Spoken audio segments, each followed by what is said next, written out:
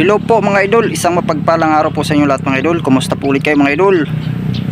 So maraming salamat po mga idol sa lahat na nag-subscribe, nag-like and share ng aking video mga idol sa aking YouTube channel.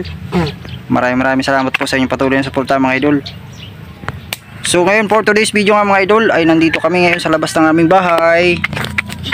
At nag-ihaw-ihaw kami ng mais. Yan, 4 na piraso lang yung ating iniihaw na mais po mga idol. Masarap? Oh, masarap yung inihaw na mais kasi na-miss namin ang mag-ihaw ng mais mga idol. So yan, nandito kami sa puno ng aming laters dito.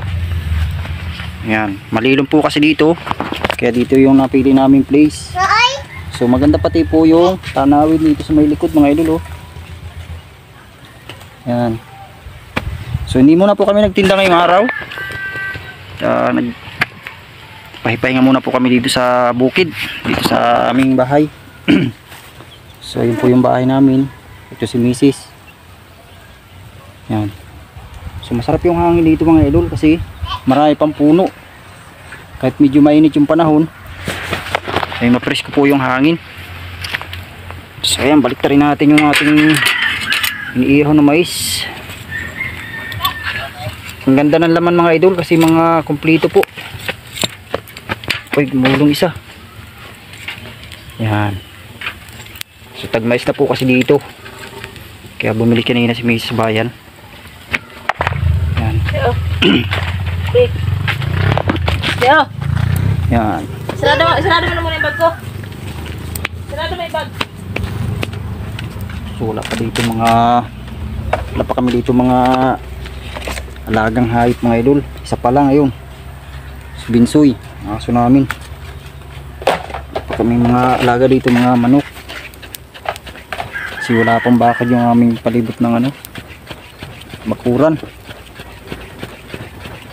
So baka mawala lang pag mag-alaga kami ng manok dito mga idol. Yan. So, maganda yung place dito mga idol kasi madami kang matatanaw ng mga green gawa ng mga puno. Yan, mga maliliit na nyug. Sa kabilang yung mga idol, kalsada na po yan. So wala lang daan dito papunta dito sa aming bahay. So, malapit lang sana. Kasi bawal po dyan magdaan. So dito talaga yung daan namin palabas. Yan. So meron din tayo dito mga ilang punong saging. Hindi pa nabunga. So ito malapit ang bumunga mga idol. So, meron rin tayo ditong mangga. Ay malapit. Tagal pa itong mamunga mga idol. Yan. Yan. Malapit na maluto. Iniihaw kong mais mga idol. Yan.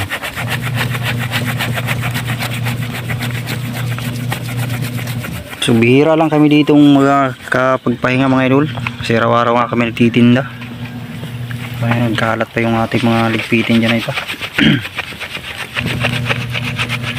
Bahay namin mga idol di pa tapos, utay-utay lang. Ito yung kusina, di pa rin tapos mga idol. Ayan mga idol, luto na yung ating inihaw na mais. So pwede nang kainin yan mga idol. Pero mainit pa mga idol, may ating kainin yan. Pahunin na natin mga idol. Oh, ito na mga idol. Kain muna kayo. Inihaw na mais. Agoy, mainit mga idol. Yan, saktong-sakto lang yung luto niya mga idol. Hoy, wag mo na ganyan. So ito, medyo napabayaan mga idol. Ma, nanawa.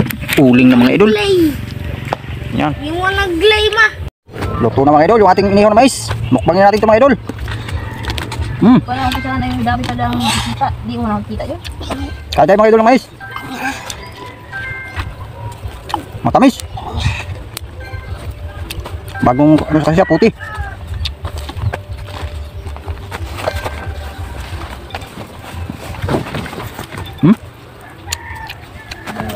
Malambot pa po mga idol.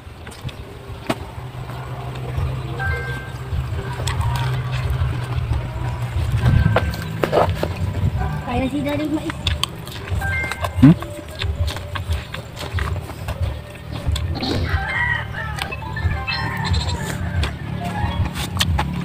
Ay, daw ko eh. Serve na natin ito mga idol. Isang tray na mais. Hmm? Oh, Ay, kakain mo ba? Huh? Kain. Hindi ako naman ito ang kabat. Ibili ko ito. ito na ito nga. Tulo niyan, oh. Balik mo lang. Ang kasi, be, malambot, be. Ito na oh. Ako sa mangka. Be.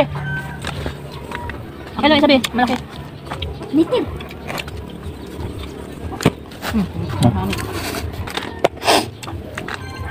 Nagugulat ako doon sa nihaw na talong. Init pa. Mainit pa pa. Hmm? Mainit pa. Ano makainin? Hindi din ito kainin ay. Ma, hindi na lang ito kainin. Okay. Di pa ako. Ano? Sarap mga idol. Di pa ako. Try nyo din mag-ihaw ng mais mga idol. Mas masarap sa nilaga. Ano yung sabi? Tigas ito, ina.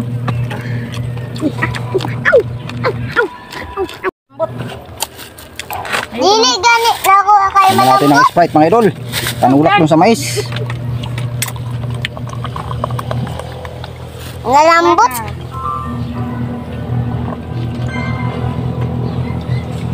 Mainam ako mga idol.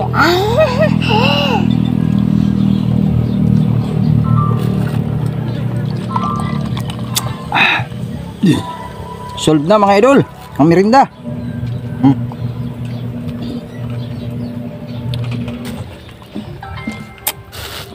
Singit lang sa ngipin mga idol yung mga kwan. Balat ng mais. Ay, naman, be. Salamat mga idol.